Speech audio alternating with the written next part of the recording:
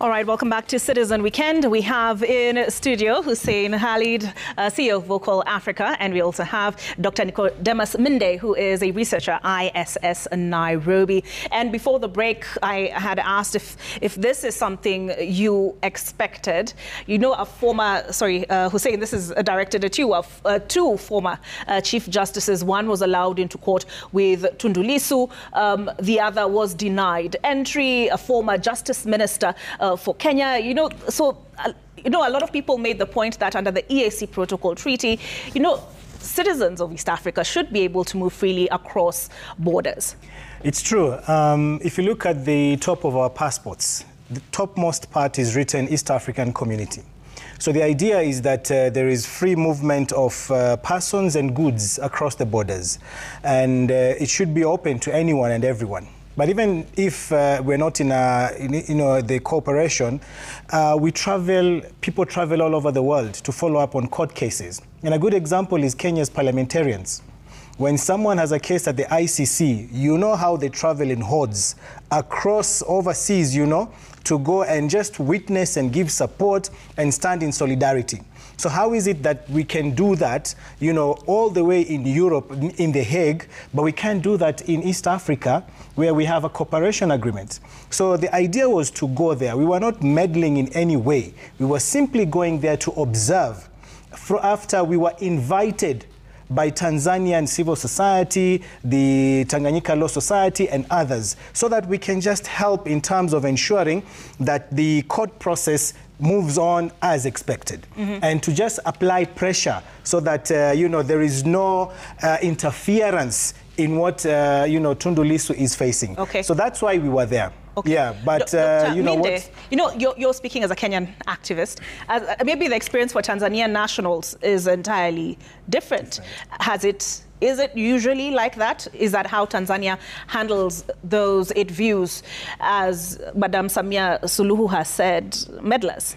Well, of course, Tanzania is part and parcel of the international community, and of course, it has signed many international treaties. And of course, there is what we call international norms, which many countries that are civilized, countries that respect human rights, democracy, or call themselves democracies, have to abide by. And as my colleague has mentioned, that East Africa, Tanzania is a key member of the East African community, in as much as we talk about sovereignty and talk about territorial integrity and all that. I think sometimes certain governments who perceive some form of threat or perceive or who are in one or the other maybe not doing the right thing will always jump to accuse the external. And of course, we have seen this with the example that has been given. And of course, it comes as a surprise. Tanzania has been always historically a beacon of human rights and supporting the struggle for independence of many other countries in the Southern African countries. Tanzania has always been a key player in terms of championing these rights. So it comes also as a surprise that now the country is actually sliding into dictatorial and, of course, authoritarian tendency, which we have seen in the past week or so. All right. So what do you make of her response? Her response that you foreigners are going to meddle in Tanzanian affairs? I think very clearly those are signs of a leader who feels threatened. She feels that, perhaps these individuals will come in and raise some awareness so that people will then turn against me and stuff like that. So the whole essence behind the comments is to divide and rule, to make Tanzanians feel that, they are under attack so that they can galvanize behind her, give her the support she needs. This is from politicians' playbook.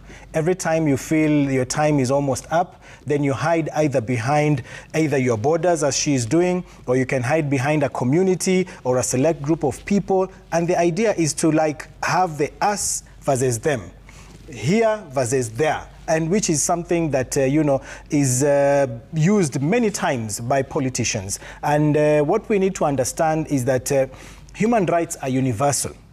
You cannot, by any means, and Atuhaire has said this, hold foreign nationals, torture them to that extent you know, and, you know, then pretend that these guys are meddling and so they deserve what they got. Absolutely unacceptable. And they have to be told, the Tanzanian regime, together with their officers, that this is something that goes beyond even the East African cooperation. These are matters to do with international human rights standards that have been violated. And these cases must also be taken up, whether it's Interpol or anyone else for that matter, to get those officers who are responsible and any other person who gave the directions for the torture to be committed. And I think that's the only way we will be able to safeguard the rights and freedoms of Kenyans, of East Africans, and Africans in general.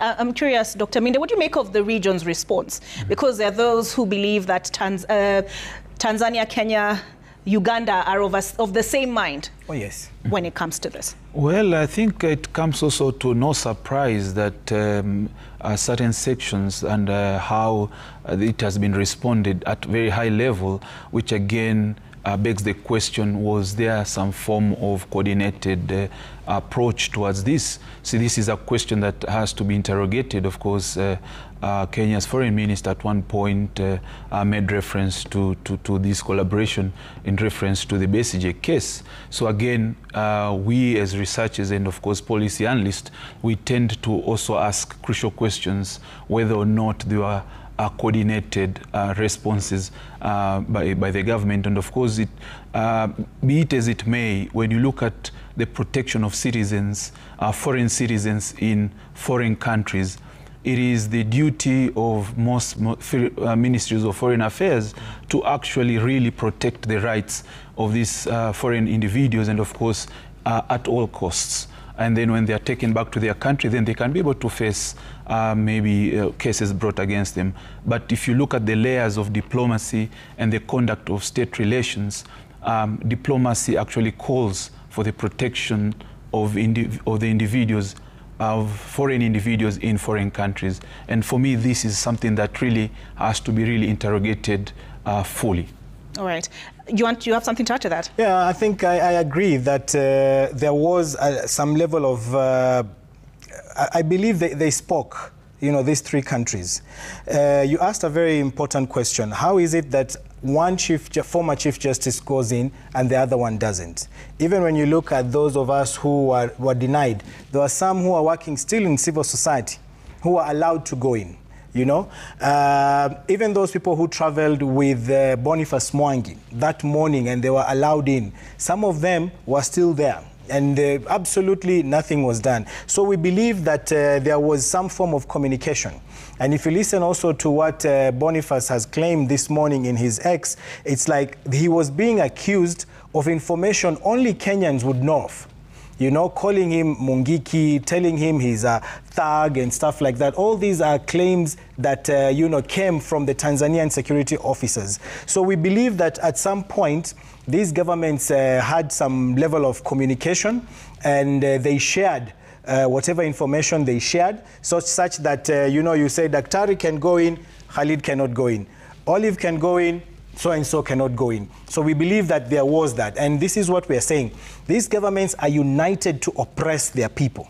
That's why Mudavadi, when he went on TV the other day, right here on Citizen, he seemed to be defending what the Tanzanian government had done. Absolutely unacceptable. You are a foreign affairs minister and you are on national television defending another country that has detained your national. And you know, you are there saying, well, you know, our constitution does not apply in Tanzania. So which constitution or which international law allows any country for that matter to detain a foreign national? Okay. We're not talking about our constitution. We are talking about international human rights standards. All right. And speaking of international human rights standards, Dr. Minde, what do you make of the U.S. response? Well, I think it is an appropriate response. Of course, the United States statement is of great gravitas in terms of putting pressure on the Tanzanian government. And of course, it was expected that they actually needed to rebuke the issues that have been ongoing in the country.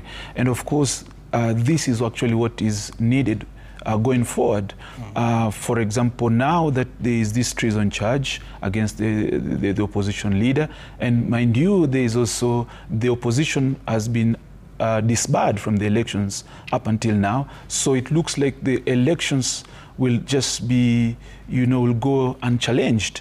And for me, I think international community needs to really put a lot of pressure on the Tanzanian government and of course many East African governments, so that we can be able to see concerted efforts towards a return to some form of democratic ideals, openness, and of course respect for human rights across the region actually. All right. Khalid, so, okay, of course, I'll ask you to respond to what the U.S., your response to the U.S. Statement. But also, what does that then mean for activism? Kizza Besigye. Not even just activism, but the state of democracy in the region. Kizza Besigye detained as well on treason charges. And initially, he was brought before a military court. There's still a push to have that happen. You have Tundu Lissu demanding for electoral reform ahead of the polls. Is it October or November? October, Dr. Minde. And then now you have this type of hostility, open hostility against activists. Yeah, so in terms of activism, this particular incident, one, it has broken the barrier of the borders. Now we are speaking as one people. The pain of Agatha is the pain of Kenyans. The pain of Boniface is the pain of Tanzanians.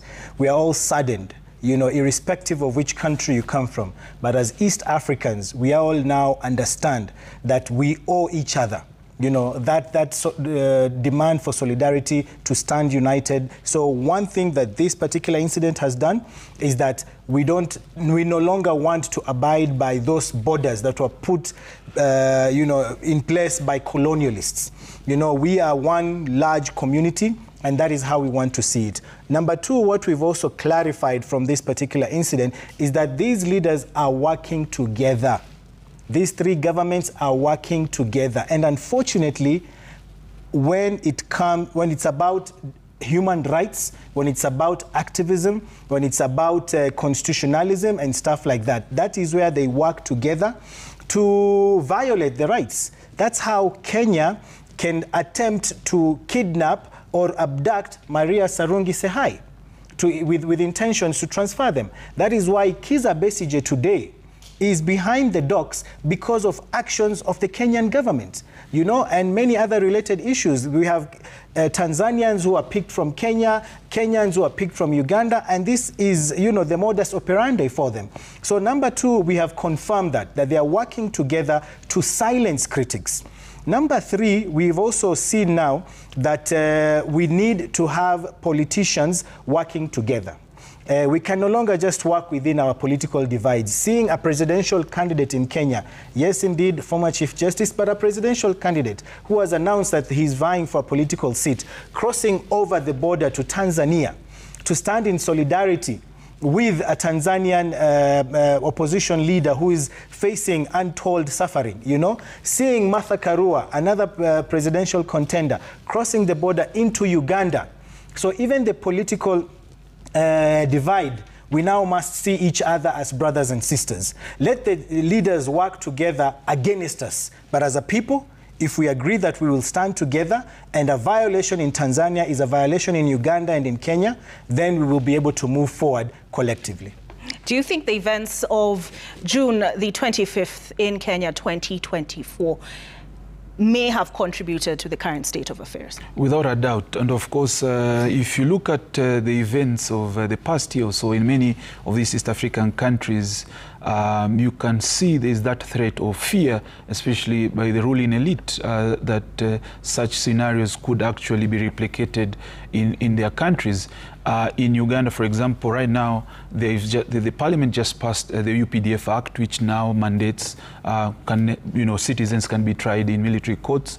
And of course, any form of protest, any form of organization that will challenge is oftentimes met with brutal force, especially in Tanzania. Of course, last year there was plenty of brutal repression against the opposition, and of course the same is also met in Uganda and the like. So there is that apprehension amongst you know, the ruling parties in East Africa, that such a scenario where youth or activism will really threaten the status quo. That is why you can see concerted efforts towards repressing any civil and human rights and democracy in the region.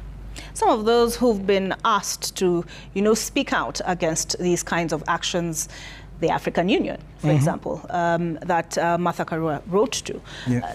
Do you expect action from within, or, you know, a condemnation, a denouncement from within the African continent? We do expect action. As Vocal Africa, we also wrote to the African Commission on Human and People's Rights.